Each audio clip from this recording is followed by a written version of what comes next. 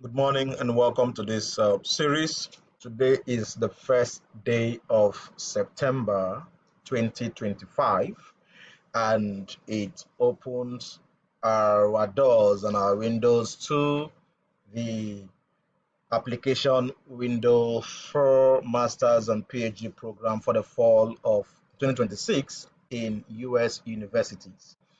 In 30 days, I will be sharing with you daily tips, short videos on how to navigate the application process and how to get to win a fully funded master's and PhD program. Today is day one, and in day one, I want to show you what to do first if you are going to apply for a master's or a PhD program in the US universities. What is the first thing you must do? It's not just diving in to begin to apply, because of course you could apply and apply blindly, and maybe at the end of the day you make a dozen of applications.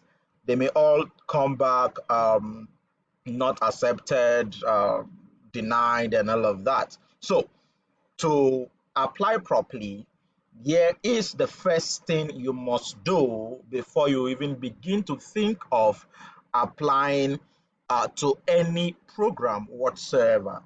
That first thing is to be sure that there is a faculty member within your research interest, within your research area in that particular university you are applying to. The reason is, should you apply to a university that does not have a faculty member, a professor, a PI in your area of research, what it's going to simply happen is that after the whole process, you'll be told that, oh, we don't have anybody in your interest, so we are not going to accept you into any of our programs. So, what do you do first? Say you are interested in molecular biophysics or biochemistry. The first thing I would do if I want to apply to any US university is to rush down to Google, and there I would say US professors with research area in molecular biophysics. A whole lot of information would pop up because, of course, it is Google, and Google is your best bet for searching out information. Now, when this information you have searched out pops up this way, just as you are seeing it, you want to click each of this university, and you want to go down and search through. Let me click on one. So say I click that particular list, a lot of faculty members, professors would pop up this way.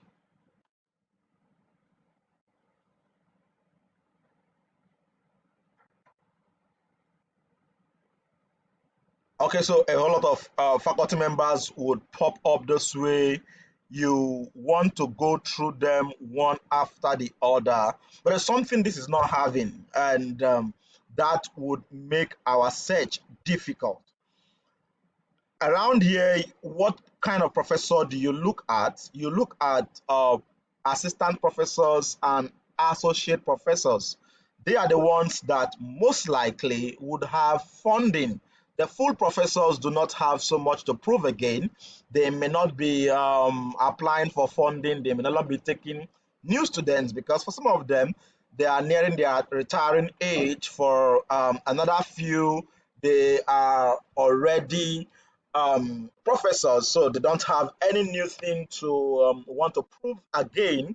So you want to look for associate professors, assistant professors. They are the ones that would have.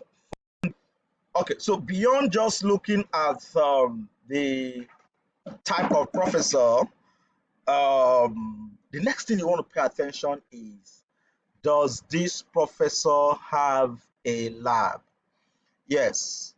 If they do not have a lab, most likely they may not be taking students. And in most US universities, the professor's profile would include the professor's lab. lab website. So for example, this professor, this is her lab website. So if you want to check if she'll be taking students for the next fall, you want to go here and check. This professor there, she has a lab, and this professor has a lab. This does not have a lab. This has a lab, and this has a study group, a research group. She's an associate professor. This also has doesn't have a lab. This has a lab. So you want to pay attention to this information. You want to painstakingly go through these profiles, and you are interested in the ones that have a lab. Let's say this professor is of interest. I want to search his lab because that is where I would get information. Now, what information am I looking out for in his lab? Is he taking students? She's taking students. That's what I'm interested in. Yes, because if that professor is not going to take students for the fall of 2026, I'll be wasting my application if I apply to this university and perhaps mention his name. It will be useless because he is not accepting students for this fall. So when I get to the lab, I want to look at opportunities. So I click on opportunities. I want to ascertain first that this person is accepting students.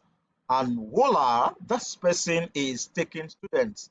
It's saying if we're looking for highly motivated research staff, graduate, and postgraduate fellows, if you're interested, send a letter of interest and your CV to the PI on this email. So this professor is accepting students, and U of Chicago is a R1 university, so I don't need to bother myself with finding if the university would be what's it called, giving me funding. Every R1 university would normally and usually give funding to PhD students. So I'm going to go somewhere there. After I've seen this, I won't immediately run to send in my CV. I would want to go to look at the publications in this group. There's a reason why this information is there on the website. Very important. You want to look at what kind of work has this group done, what kind of work do they publish, because you would need to find some aligning with what they are doing in this lab. That's why you want to look at the publication, because they have asked you to send a letter of intent. In the course of writing your letter of intent, you want to mention one or two areas where your research interest, your research pivot meets what they are doing in this lab. And so that is why you look at this. You want to pay attention to each of these. The link is provided not for fancy. The link is there so that you can painstakingly read through one or more of this research work, get to understand it, and in the course of sending your letter of intent, your cold mail, you would mention how your research area, how your research interest aligns with what they are doing here.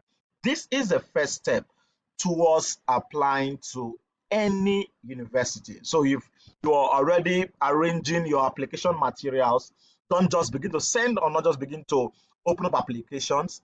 First, go find professors within your area in the respective US universities. Pencil them down, write out how your research interest aligns with their research area, send out your cold mails, and send out a letter of intent. Align your CV to what they are doing, and I can bet you that at the end of this application window, you would be one of those smiling to a fully funded. Today is day one. Stay tuned and look out for day two, where I'll be sharing with you the nugget number two on how to win a fully funded master's or PhD program in US universities.